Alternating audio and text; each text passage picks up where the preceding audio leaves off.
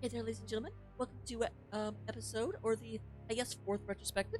We just finished up with episode 40. We are just on the cusp of fighting Almadria, so we haven't actually fought her yet. I thought a lot of time about waiting until I actually fought her in retrospective, but I did say every 10 episodes, so darn it, we're doing it. I also think we may have not actually finished with Dohalim's realm. Prior to last, I think we might have had the last fight to do. But the thing was, Dohalim's realm was weird because the most important and the fight was that we talked about the most was Dohalim himself, and he was not the last fight in his realm. So at the end of the day, that doesn't actually matter so much.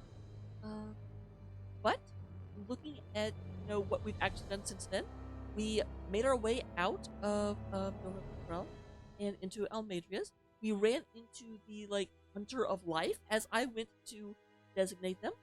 Um, I don't have a whole lot to say about that person because it's kind of like they seem almost like a weird combination. Sojiro and Zaz from Vesperia, where it's like they're constantly striving and looking for more challenging combat. Um, but they also just really, really, really like beating the crap out of people. So that's kind of what, like, I almost feel like they're a very, very, very powerful Dahnan, um, that decided that the crown game was stupid and had no real interest in ruling and no real interest in competing. But unlike Dohalim, he didn't just be like, "This is what we're doing now." He was just like, I'm not fighting with this anymore. This does not fill me with joy." So he just went out and started beating the shit out of Zoogles that were just running amok in the countryside, and he got really, really, really good at fighting and reacting. And it's almost like someone that's like grinds Monster Hunter for like 12 hours a day. Just got that started just be his life. But he got bored just slaughtering Zoogles. Okay, first of all, there's a whole bunch of really powerful Zoogles that are he's not taking care of. So this guy's a fucking slacker. Let's start with that. But then secondly, I feel like the fact that we're just going around and toppling these realms makes him think that we're a worthwhile challenge and would be fun to fight. I don't necessarily know that he's trying to uphold the Renan way of life. He seems a little bit crazy, but I am interested to see more into what that guy's story is, where he will go, and where he will drag us along. Moving on, we do go ahead and have the Almadri's actual place in Dahnan, or Deadheim. I think it's Deadheim. So, first of all, I have a lot of respect for the fact that Deadheim sort of represents the justification for Zephyr. Way, way, way back in Calaglia when we were leaving, Zephyr made a point of telling his second that whatever you do, you have freedom now. But that's not the freedom to oppress the remaining Renans. Like, you have to rule the land. That includes everyone. And he was very, very explicit about not just turning into another dictatorship. And of course, at the time, we looked at that and we were like, that's very, very honorable. And I was very curious as to what Zephyr's history was, that he would immediately move to that. Like, he was aware of that pitfall. But we don't really know what like prior issues that he had presided over. That's not a thing we ever really found out. So I didn't get that answer. But I like that Deadheim existed as a here's how that could have gone, and as kind of the experience in having to deal with Deadheim and seeing that Dahnans could be just as oppressive and just as corrupt as Renans. Sort of, he's moving Alphen down the road to become Zephyr. I definitely do believe that that is his path. Kind of like how Mega Man X ultimately becomes Zero through the course of Mega Man X. Oh, referential, I know. I do feel like Alphen's path is to become Zephyr. Unfortunately, that's all I can say about Alphen. He is growing as a character, and I'm glad to see it. But he's growing in really, really obvious ways. So far, the big growth that Alphen has had is that he's become less racist, and he doesn't hate all Renans for being Renans. He doesn't like all Dahnans for being Dahnans. He's like, oh wow, you have to judge people one at a time. I'm like, good job, Alphen. I learned that when I was 5. So at the end of the day, it does end up very, very much in a situation of like I'm glad that Alpha isn't completely one-dimensional. I'm glad that the story is changing and growing him. And I do think it is fairly like believable that he would change in the ways he has. I just also like it's weird in that they kind of had him starting out being a racist, but they still had him be a good guy and someone that you rooted for, despite being a racist. To the point where I feel like they actually had Renwell overreact and be like even more of a racist just to make Alphen not seem so bad. And then they kind of did the same thing with Renwell. Like I feel like they had Deadeye in order to show, oh, you can go worse than Renwell. Don't hate on. To be honest, I did not like Renwell for a long time. Like I thought she had a good attitude and a good personality. She was fun to be around, but a lot of her values were fucked up. And that does bring us to Renwell. I feel like Renwell and Law had the like most important growth in this chapter, and I'm very very glad to see it. I do wish that there'd been a little bit more about the fact that Renwell like had nowhere to go to, or that like bad thing, because the whole time she'd basically been lying and said that she was sent to Caleglia by her coven of witches because we had overthrown the Renans, and she wanted and the coven wanted her help. And I always thought it was weird that we never actually went to like wherever she was from, and then finding out that they got wiped out by Almeida made sense. But I do wish there'd been a little bit more there. Like, to suddenly be told, oh yeah, I was traveling with you primarily to try and catch up to Almeida so I could kill her? Like, that almost feels like a retcon. Because that's not the story you had told, and that's not the personality you had shown. Like, based on what we now know happened, I can see why you are so full of anger. Like, that makes sense. But it's almost like they wanted to give Ridwell a tragic past, but they didn't. Like, it's almost like they don't understand what that kind of background would do to someone's personality.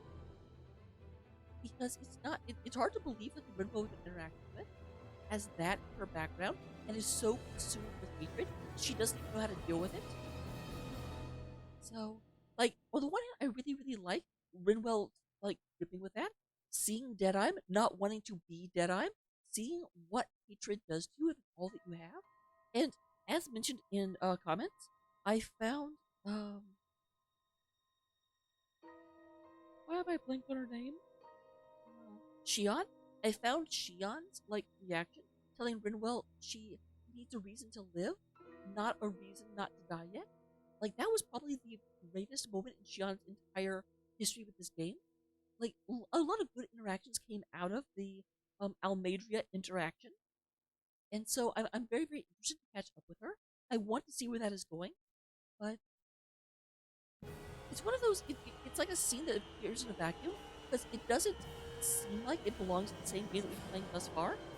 So, well done, but you could do better is I guess the summation of what I'm trying to say. And then Law. Law is just precious and must be protected. I love Law. Law is amazing. Like just him being like, you know what? I just saw it and it didn't feel right, and I knew Rinwell would reject it and be very, very disappointed if she went through with it. So I just had to stop her, and so I did. Like, no deeper thoughts, no real. He's not a philosopher, and I'm glad they don't have him. It's the sign of having a good writing team. You can have different people express different emotions and have different ways that they think about stuff. I just really like Law, the way Law is approached. So yay. And then lastly, Almeida. I will not lastly actually. I will say for Almeida, I like I like the way she's presented. Um, the way it was first like shaped up, I was worried we have another Dohalim situation where Almeida was actually maybe not as good as Dohalim, but not a terrible person, and Dedaim was actually way way worse. Um, so I'm glad that we don't have that. It'd be very very implausible to have like 40% of the Renans with like um absolute power not being corrupt. So I was happy to see that's not actually what occurred. I think Almeida is very, very interesting. I it does give me some weird parallels to like modern day capitalism, where you've got all of these companies out there that are just like, I'm going to make this deal because it makes us the most money, even though it's not actually like preparing us for the future. I don't care about customer retention. I don't care about upkeep on the equipment. I care about the most money in my pocket right now, because that lets me make the stock investors happy because I can show the biggest return. And we'll just like table dealing with the problems until later. Then eventually everything just collapses. It's sort of like, well, I won't get too deep into it. That's a big tangent I can go down. I don't really want to go down it. And yeah, I would say that's probably the big. Like, Um, I also, but my one big frustration, that I should say a big frustration, a minor frustration I'm coming through, is that it's becoming increasingly obvious the way they're approaching everything, that Alphen and Shion are going to end up an item, and Law and Renwell are going to end up an item, and Dohalim and I placed on her name too. I'm so bad. Dohalim and the Shield Maiden. There we go. Just so I don't embarrass myself, but they are going to end up an item. Like I'm less confident with that last one, and I kind of hope the last one doesn't happen, because I don't think the goal of every character should be to hook up. Like, one of the things I really always liked about Persona is that the main character sort of had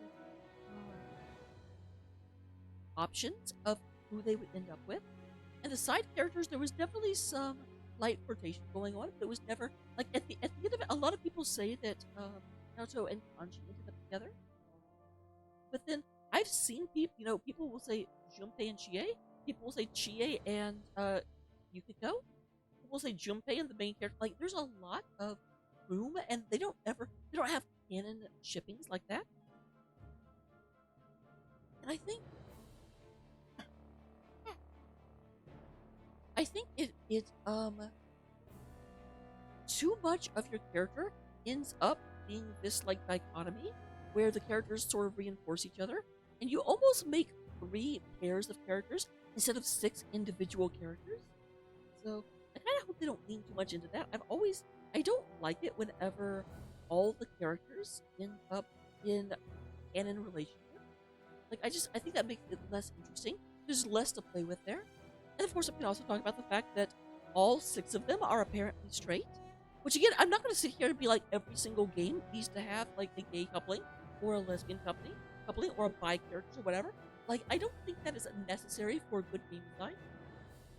But it is also more of the reason to not have it